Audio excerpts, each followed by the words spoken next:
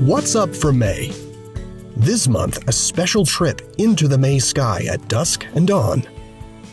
Many of us are staying home these days, and it's normal to feel kind of cooped up, yearning for wide open spaces and more distant horizons.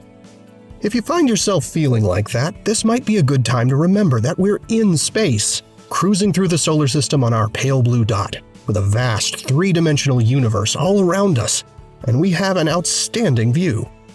Now, we often tend to look at the sky as a curved dome above our heads, a sort of real-life version of a planetarium dome covered in a carpet of stars. But remember, in reality, it's anything but flat. The night sky is the deepest, most open expanse of space you could possibly look into. Here's a look at what you're seeing when gazing at the sky in May. Looking toward the west in the hour after sunset, here are the bright objects you'll most likely be able to see.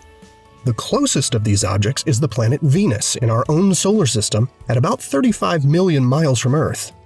The next closest is the star Sirius. It's the brightest star in our sky and also one of the most nearby at about 9 light-years away. Several other bright stars in the May early evening sky are a couple to a few dozen light-years away. Much farther out is the red giant star that forms the shoulder of Orion, Betelgeuse, at around 500 light-years from Earth. And although you might not be able to see it, the faint band of the outer Milky Way stretches across the sky here. So when you're looking westward in May's early evening sky, think about how you're looking outward through the disk of our galaxy toward its outer edges, thousands of light years away. You'll get a different perspective looking into the sky in the hour before sunrise. Facing south, the nearest objects are the Moon at about 240,000 miles away, then Mars, Jupiter, and Saturn at hundreds of millions of miles.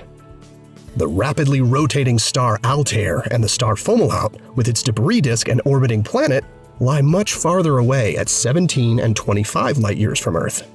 And the May morning sky also has its own very distant red giant star, Antares, at 554 light-years away.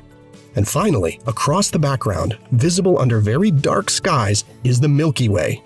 Here you're looking into the center of the Milky Way galaxy, densely packed with stars and a supermassive black hole some 27,000 light-years from Earth.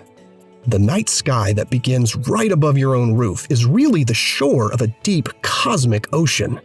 Here's hoping this brings some comfort if you feel like you need a little space.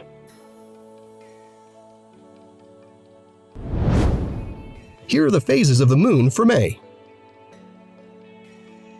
You can catch up on NASA's mission to explore our solar system and beyond at nasa.gov. I'm Preston Dykes from NASA's Jet Propulsion Laboratory, and that's what's up for this month.